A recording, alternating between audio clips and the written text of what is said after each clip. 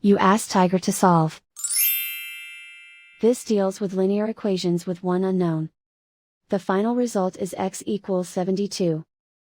Let's solve it step by step. Simplify the expression. Find the greatest common factor of the numerator and denominator. Factor out and cancel the greatest common factor. Swap sides.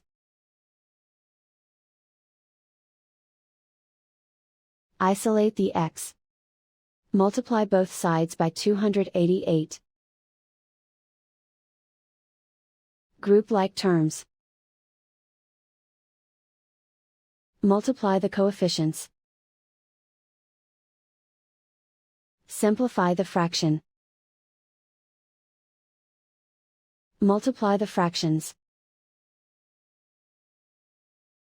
Find the greatest common factor of the numerator and denominator. Factor out and cancel the greatest common factor. And so the final result is x equals 72.